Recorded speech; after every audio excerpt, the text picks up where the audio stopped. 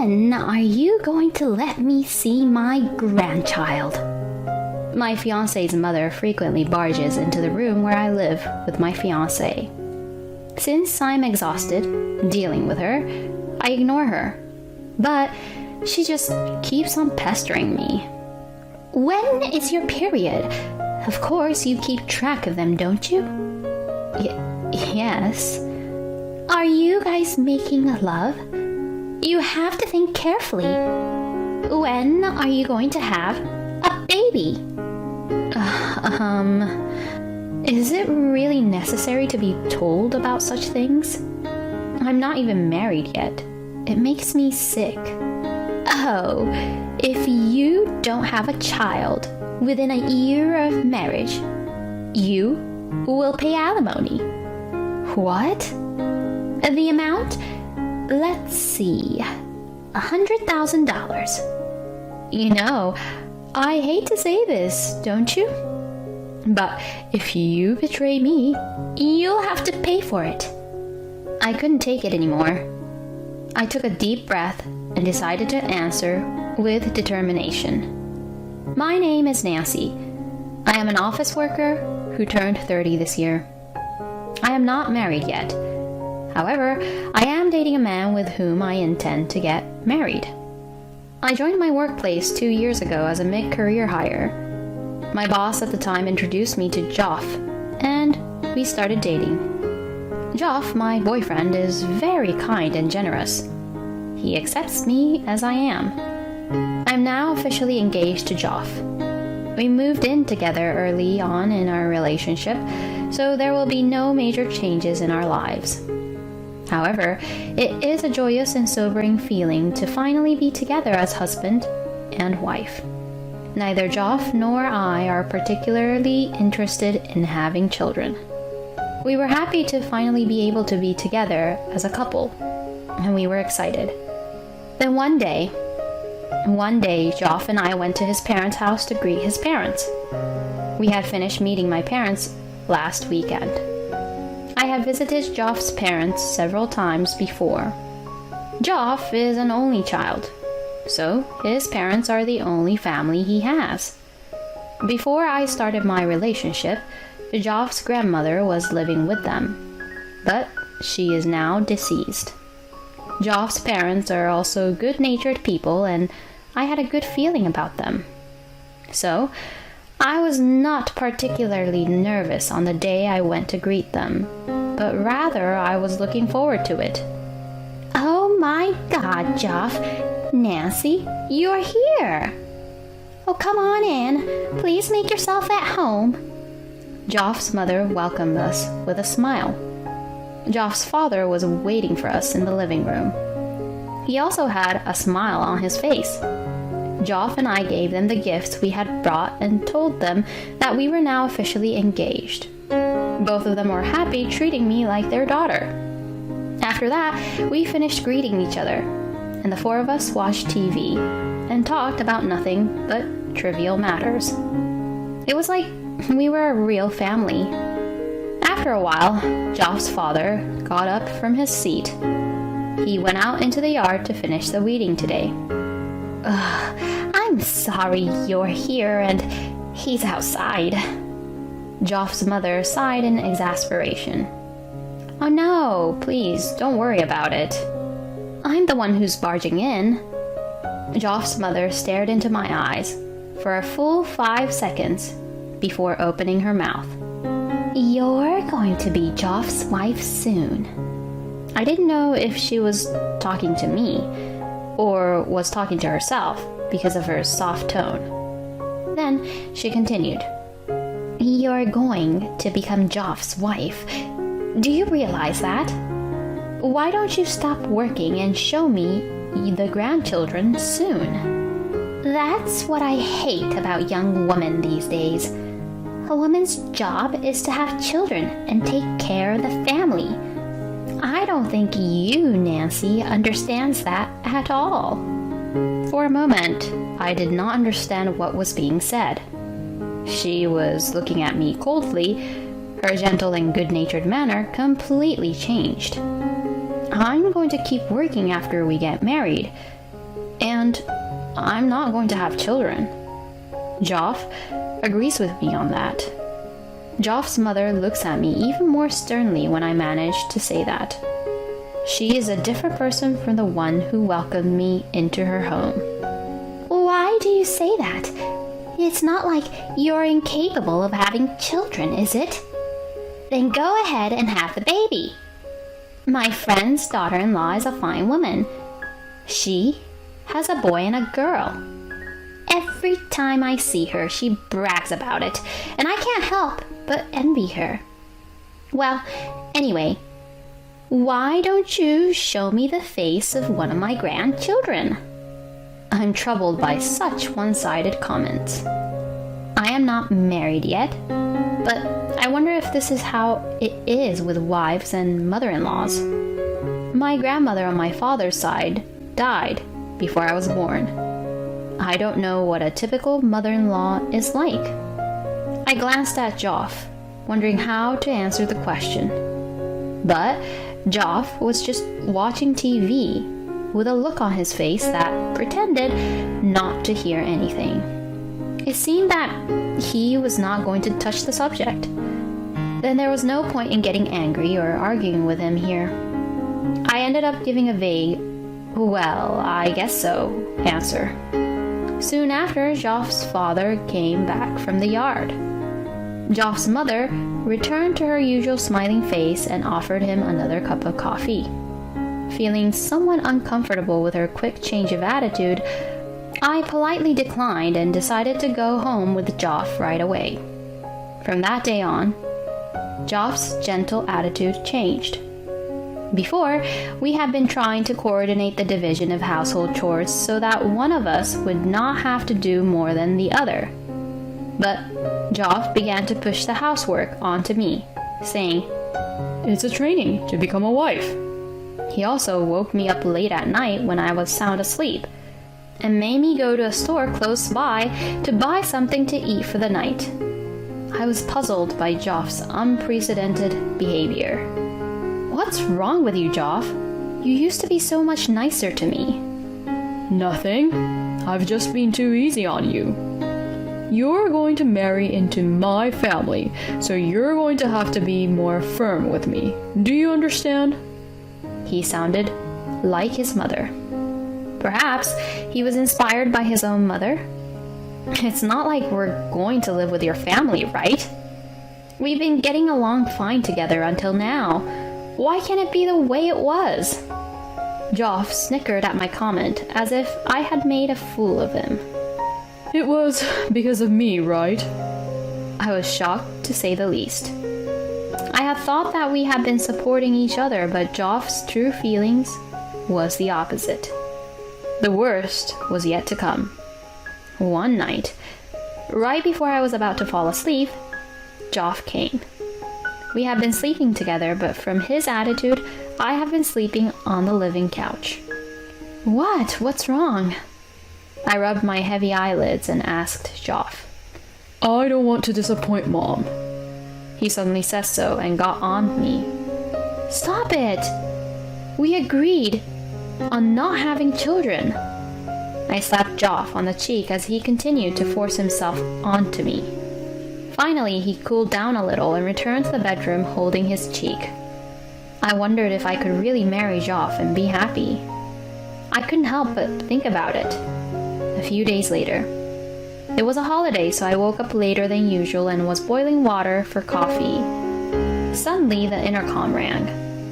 I had no plans for anyone to come over, so I checked the monitor to see who the visitor was. It was Joff's mother. Puzzled by the unexpected visit, Joff came out of his bedroom and went to the front door. He opened the door and welcomed him. "Nancy, you weren't sleeping just until now, were you? You're going to be a wife. You have to behave yourself. Besides, it's not good for your unborn child's education if you're such a lazy bum." Joff's mother came into the living room without hesitation and began to ramble on again. "What can I do for you?" I asked Joff's mother, and Joff answered for her. "I called her over to see what level of housework you do." Make sure you get taught properly. What? Why would he ask her to do that? That's not normal, I retorted. But Joff's mother started pacing the living room without regard. As she did so, she started to say something outrageous again. When is your period, by the way? Of course, you keep track of them, don't you? Are you guys making love? You have to think carefully. You never know when you're going to have a baby. Don't you think it's rude to ask such private questions? I couldn't help but to argue with Joff's mother. She glared at me with a blatantly sullen expression on her face. I think you're the rude one. You don't talk to your in-laws that way. Are you really going to marry Joff? Then Joff's mother smiled as if she had just thought of a good idea. Then she opened her mouth again. Oh, if you don't have a child within a year of marriage, you will pay alimony. That's the condition of marrying Joff. Do you understand? Joff's mother said with a pompous look on her face. Joff nodded his head in agreement. I was truly dumbfounded. Joff's behavior was unbelievable, and his mother's behavior was the worst. I didn't care about anything anymore. With that single-mindedness, I replied, Yes, I understand. Both of them laughed in spite of themselves. Wait until they can't laugh anymore. Joff's mother was satisfied with that and quickly left. Joff saw her off and went back to his bedroom. I picked up my smartphone and made a call to someone. A few moments later, I gathered Joff's parents and himself to discuss the marriage. The meeting was held at home. Both Joff's father and mother showed up smiling and in a good mood. I took them into the living room and served them tea. I think it should be a fancy wedding. My friend's son said he spent a lot of money on it. No, I think casual wedding is the trend now. I'm sure Nancy would love to wear a casual wedding dress. Where are you going for your honeymoon? Abroad or domestic? Either way, I'm expecting a honeymoon baby. Make sure you're both comfortable with it. The Joffs are excited to talk about their wedding. The atmosphere was friendly. I opened my mouth just as the conversation was winding down. Well, what in the world have you guys been talking about? Joff looked at me with his mouth wide open. What? About your marriage with Joff, right? We got together because you wanted to discuss about your marriage. I'm sorry. I think you misunderstood me. The reason why I wanted to talk about marriage was because I'm not going to marry a man with a mother like yours. When I said that, both Joff and Joff's mother said, What? Joff's father, the only one who was calm, asked, What do you mean? That's a fair question. Your wife said to me, if I couldn't have children after a year of marriage, I would have to pay her alimony. And you said yes, I understand when I said so. Joff's mother exclaimed with spit flying everywhere. I did say that, but it meant I understand your condition and I didn't agree. There is no one in the world who would accept those ridiculous conditions. As I said that, Joff got up, hitting the table. Hey! Apologize to my mom. I'm not sorry, and I'm not going to marry you. I stood up as well.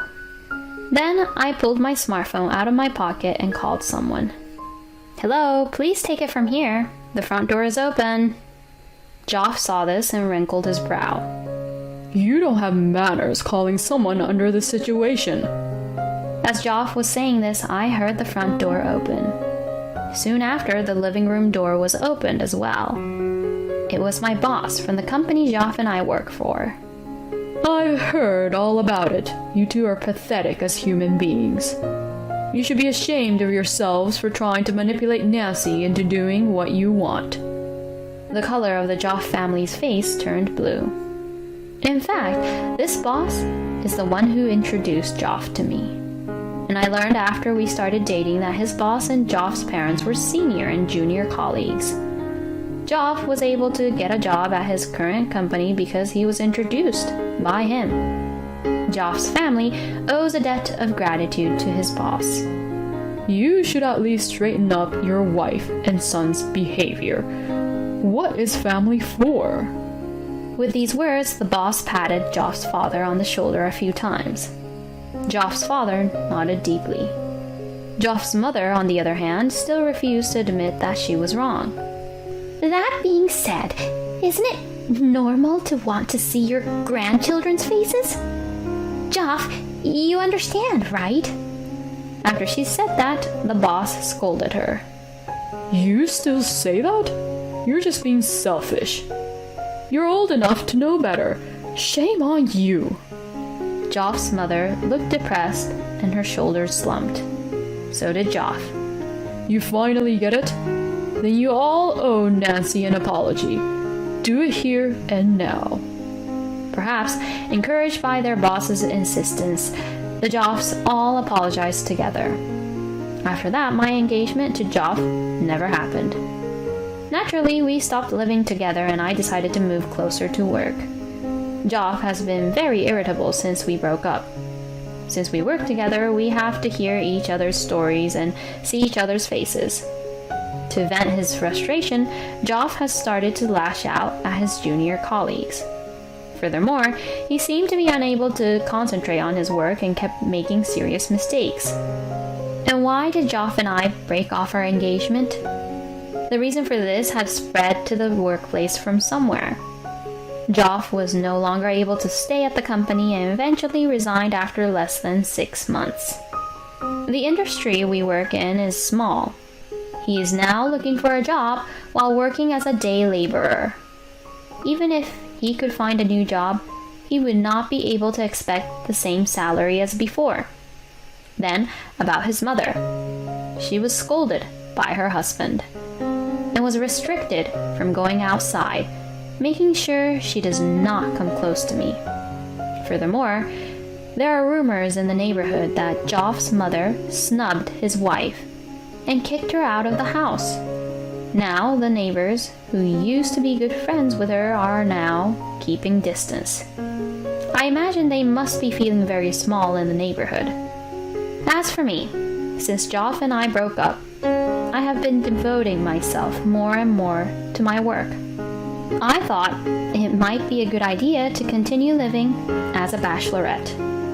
But then I met a man and found a new lover. He was understanding of my work and sympathetic to the fact that I did not want children. His mother was also very understanding and kind, and she told me to do what we wanted. It took a long way, but we finally found happiness. The key to a good life is not to impose only your own opinions, but to respect and support each other's ideas. How hard for me to visit a funeral like this. Despite the presence of other attendees, my mother-in-law stood in front of us smiling. My father-in-law was also smiling and sympathizing with her, saying, "Yeah, we are so nice." My anger quickly reached its peak, seeing their behavior. My mother-in-law, however, was not concerned. "Your father is a mud-cake bottom feeder, and yet you gave him such a lavish funeral. I don't think you had a budget for that. Are you now having a financial problem? May I offer you a donation to help you?" My mother-in-law took a dime out of her purse and threw it at my feet. I had lost my patience. This was unforgivable. I can't believe she would make fun of my father just because she doesn't like me. They will see what I can do to destroy them. In front of my victorious in-laws, I told them the truth. My name is Haley, and I'm 30 years old. I work for a construction company as an interior designer. I became a certified interior coordinator for a reason. In my childhood, I had always a slightly unusual hobby. I like to look at house floor plans and find the right furniture for the space. When I was given my own room, I asked my parents to arrange the curtains and carpets to my liking. I even asked my parents to buy me a stylish desk instead of a standard study desk. I was that strict about the space in my room. Looking back, I think it was my father's influence.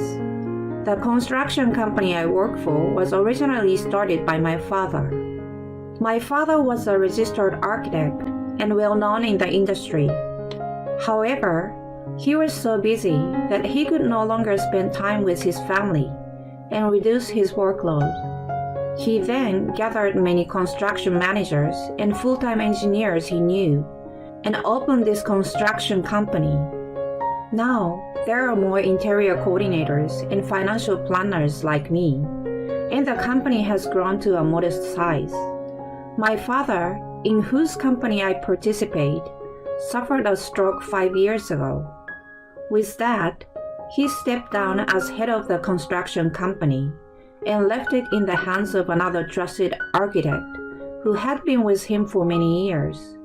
For a while, I wondered what would happen in my father's absence. But people whom my father had approved of were all excellent employees. I was proud to work in this company that my father had created. And a year ago, I got married.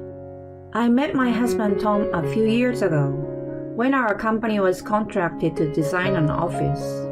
Tom was the one who visited our company as the person in charge of the project. At first, we talked only about business, but as we had more meetings, we naturally grew closer. Eventually, he asked me for a relationship. When he proposed to me a year ago, he said, I want to marry you, but marrying me might cause you trouble. "Why?" I've told you before that my parents are very strange. I mean, they don't have any common sense. You mentioned it a little before. I have minimum contact with them, and I'm not considering moving in with them at all, but I'm afraid that I might cause you some problems in the future. Tom, I heard a little bit about my in-laws when we first started dating. My mother-in-law is a politician and is now a member of a county council. My father-in-law cannot go against such a strong wife and always listens only to what my mother-in-law says and is completely obedient to her. Furthermore, his parents abused Tom verbally when he failed to pass the entrance exam to one of the Ivy League. "You are not our son when you are not capable to get into Ivy League. You are a disgrace. Get out of here." After hearing such words, Tom took the opportunity to go to a private university and moved into a dormitory. Because of his good grades in the entrance examinations, he was exempted from all tuition fees, and he covered all his rent and living expenses with a part-time job.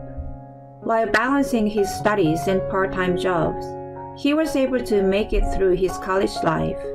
Hearing such a story, I could not come up with any emotion other than respect.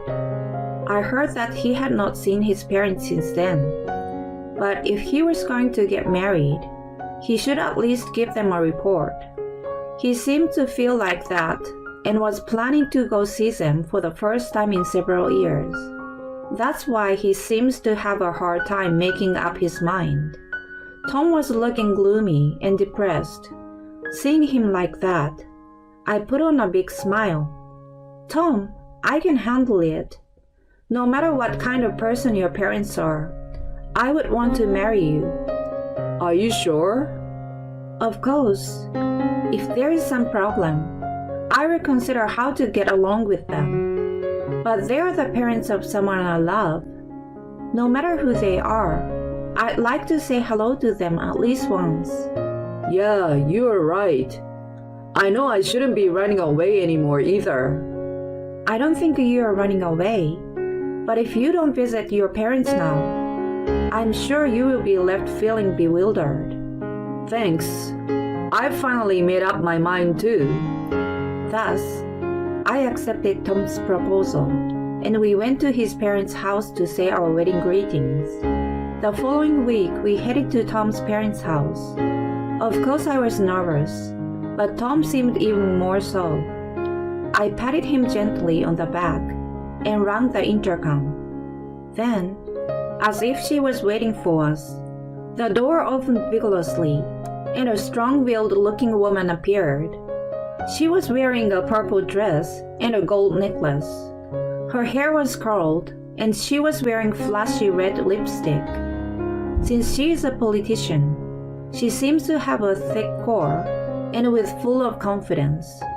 Long time no see, Mom.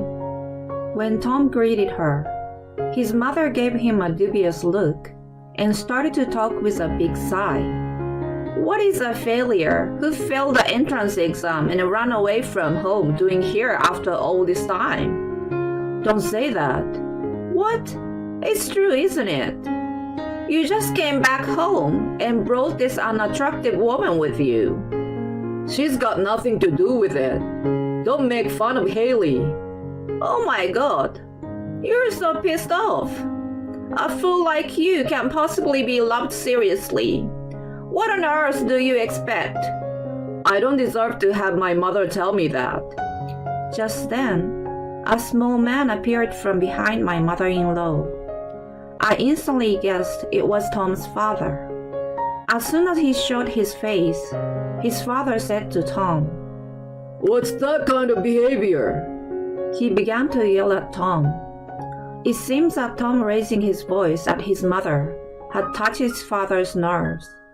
In order to see the tense atmosphere, I looked toward my mother-in-law. Nice to meet you.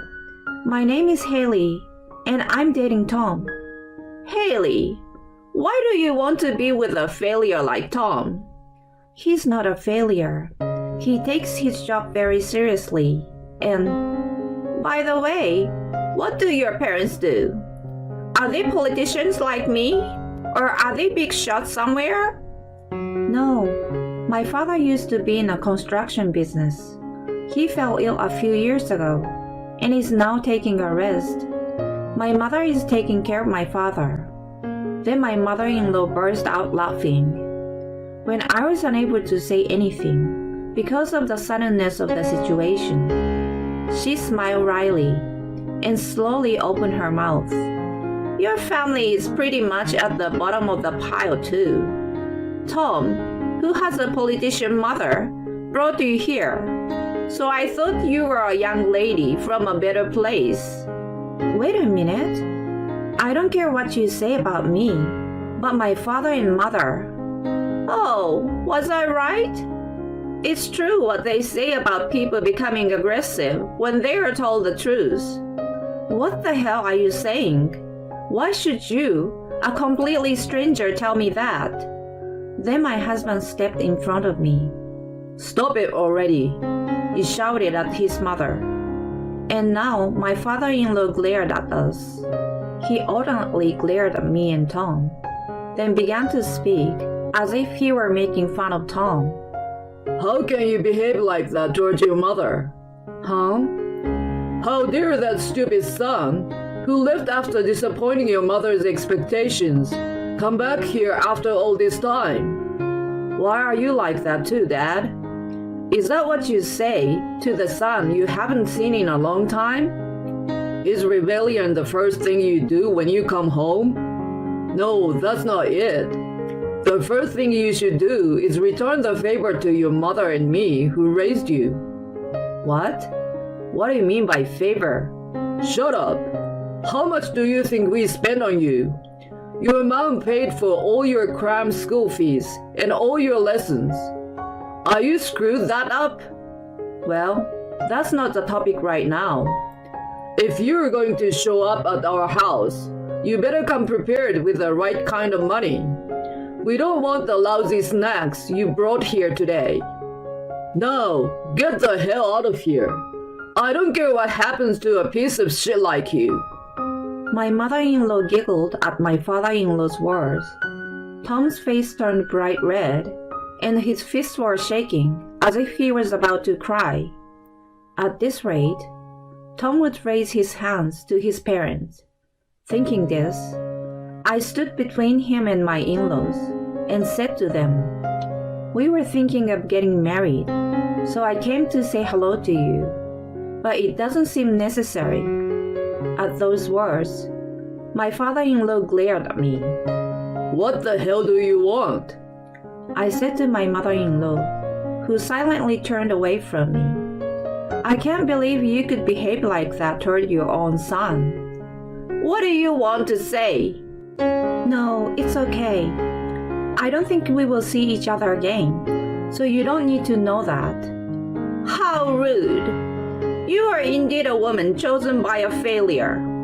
"Well then, goodbye." Tom still wanted to say something, but I pulled his hand and we left my parents-in-law. Soon after that, we registered and became husband and wife. A year has passed since then, and I have not seen my in-laws once. Tom and I were newlywed, living in an apartment, about a 15 minutes walk from my parents' house. Then one day, my father's condition suddenly changed, and he passed away. I knew that he had suffered a stroke and was not expecting to recover. But when it came time to accept his death, I was not so easily convinced. Many people gathered at my father's funeral. Not only friends and business associates, but also people who had asked my father to design a house for them in the past. People who had willingly accepted to help him in remodeling the house. Many people wept as my father's death brought tears to their eyes, and I too felt a surge of sadness. I was greeting the attendees with my mother and Tom. But then, certain people appeared. "Why are you here?" It was my parents-in-law. My mother-in-law was dressed in a white suit, and my father-in-law was in denim and a hoodie, both dressed inappropriately for the occasion. The appearance of the two caused a commotion around us, and all eyes turned to my parents-in-law. While my mother and I were speechless, my husband asked my mother-in-law in a trembling voice, What are you doing here? What's with the way you talk? I heard it from an acquaintance that you live around here and that your wife's father had just recently died. So why are you here? For God's sake, stay out of Haley's family. You really shouldn't be stupid. I came all the way over here, and you didn't even say thank me for that. My mother-in-law stood in front of me, and my mother smiling. It's really hard for me to show up at the funeral like this. Hey, don't you think so? I believe your father was in construction or something, right? Judging from your simple face and poor appearance, I'd say he was a construction worker or something. Why are you talking like this? Oh, was I right again? It's true that poor people tend to get angry so fast. My father-in-law was also smiling and agreeing with her. My anger reached its peak seeing this. My mother burst into tears, and my husband's face turned bright red as he tried desperately to control his anger. As we stood there, my mother-in-law took this opportunity to continue. Your father is a mud-sliding bottom feeder, and yet you hold such a lavish funeral. I guess you will be in financial trouble. May I offer you a donation to help you? My mother-in-law took a dime out of her purse and threw it at my feet. The coin rolled with a clink-clink sound, and my mother-in-law stamped on it. My whole body was strained with a hatred I had never felt before. I could not forgive her. How could she make fun of my father just because she didn't like me? If this is what she wants, I will destroy her thoroughly. Gently suppressing my fist, which was about to involuntarily fly out to her, I quietly opened my mouth. You will regret this. What? I will say it again. If you don't apologize right now, you will definitely regret it. No, I won't regret it. An apology to a low-class person like you? That's absurd. I see. Well then, I I will have to take back the plan of remodeling your office. My mother-in-law froze on the spot at my words. Apparently, she did not understand what I meant. So I brought several employees who work for the same company as me. Huh? At that moment, my mother-in-law's eyes widened and she asked me, Why are these people here? Isn't it obvious? They are important craftsmen of the construction company I work for. No, you're kidding, right? You work for that famous construction company? My father was a registered architect, and his construction company is well known in the industry. It is not inexpensive, but it has a reputation for providing high workmanship, and it undertakes not only the remodeling of the ordinary homes, but also the remodeling of companies and stores. And this mother-in-law is one of those who hired our construction company. She is a member of the state legislature and hired our construction company to renovate her office. Actually, I knew about this, but kept it a secret from my family because I thought it would make my husband uncomfortable. Apparently, my mother-in-law had selected the top engineers of our company. At each meeting, she offered high-class hospitality and talked for an hour about her expectation. If that was all, it was still good. But she also asked the young apprentice who followed her to the meetings for his contact information. Let's meet with only the two of us. I will pay you. She was so insistent. One of the craftsmen said he was wondering if he should refuse to sign a contract with her. Then, the young apprentice took out his phone and confronted Tom, my mother, and my mother-in-law with it. The mother-in-law, whose misdeeds had been exposed, turned pale as she looked at it. No, this is bullshit. Bullshit? It's all true. I took this opportunity to tell her the truth. It seems that as a high-profile politician, you wanted to create a very glamorous office. Our company cannot be responsible for it. It's annoying to say the least. Wait a minute, Haley. I didn't know. I didn't know your father was a famous architect. You used to make fun of him just because he was in the construction business, saying he was a bottom feeder. How's that now? How does it feel to be cut off from a contract by someone you disrespected? Is it okay to be a politician if you can't even see the true nature of people and judge things based on prejudice? Then, the person in charge of our company appeared on the scene. He said to my mother-in-law, We have no intention of offering our services to you. You insulted our former president. My mother-in-law's face turned bright red, and she ran away.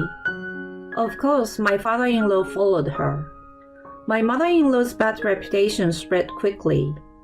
This was because several people who had attended my father's funeral had captured my mother-in-law's insane behavior on video. The video was spread on social networking sites and caused a huge firestorm.